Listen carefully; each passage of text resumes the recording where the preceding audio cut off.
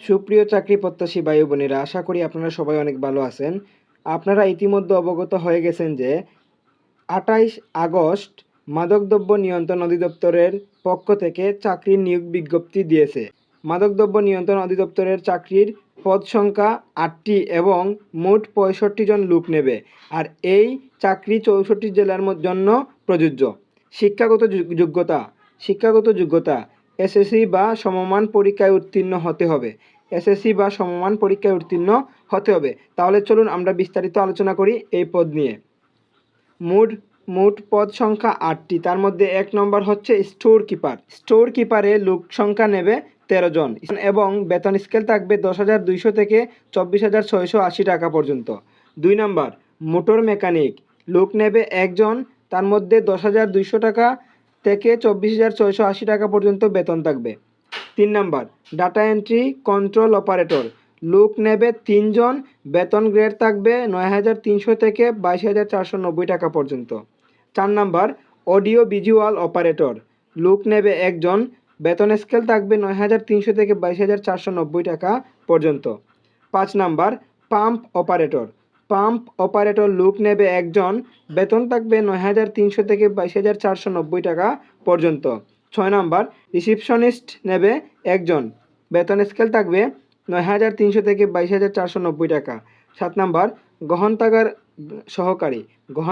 সহকারী, লোক নেবে 1 জন, বেতন থাকবে ৯,৩০০ থেকে ২২,৪৯০ টাকা পর্যন্ত। ৮ নম্বর অফিস সহায়ক পদে নেবে 1 জন, বেতন থাকবে ৮,২৫০ টাকা থেকে ২০,০১০ টাকা পর্যন্ত। আবেদনের বয়সসীমা, আবেদনকারীর বয়স ১ আগস্ট ২০২৫ তারিখে ১৮ বছর থাকতে হবে এবং ১৮ থেকে ৩২ বছরের মধ্যে হতে হবে। বয়সের প্রমাণে অ্যাফিডেভিট গ্রহণযোগ্য নয়। বয়স প্রমাণে কিন্তু কোনো অ্যাফিডেভিট গ্রহণযোগ্য নয়। আবেদনের গুরুত্বপূর্ণ তারিখ। আবেদন অনলাইনে আবেদনের পূরণ ও পরীক্ষায় ফি জমা শুরু হয়েছে ২৮ আগস্ট থেকে। অনলাইনে আবেদনপত্র পূরণ ও পরীক্ষার ফি জমাদান শুরু হয়েছে ২৮ আগস্ট থেকে ২০২৫ তারিখ সকাল 10টা। অনলাইনে আবেদনপত্র জমাদানের শেষ তারিখ সময় ১৮ সেপ্টেম্বর ২০২৫ বিকাল ৫টা পর্যন্ত। আপনারা তাড়াতাড়ি আবেদন করে নিন।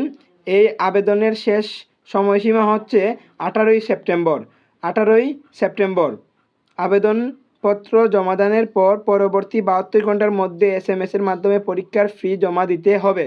SMS-এ জানানো হবে ৭২ ঘন্টার মধ্যে আপনারা পরীক্ষার ফি জমা দিতে হবে। ধন্যবাদ সবাইকে, এতক্ষণ যারা আমাদের ভিডিও খুব মনোযোগ সহকারে দেখেছেন এবং যারা আবেদন করেন নাই, ভাবতেছেন আবেদন করবেন, তারা অবশ্যই আবেদন করে নিন। 18 সেপ্টেম্বরের আগে আবেদন করতে হবে এবং এই রিলেটেড এই পরীক্ষাতে মাদকদ্রব্য অধিদপ্তর এই পরীক্ষাতে কী ধরনের প্রশ্ন আসতে পারে তা নিয়ে আমি আরেকটা ভিডিওতে আলোচনা করব। ধন্যবাদ সবাইকে, দেখা হবে অন্য কোনো ভিডিওতে।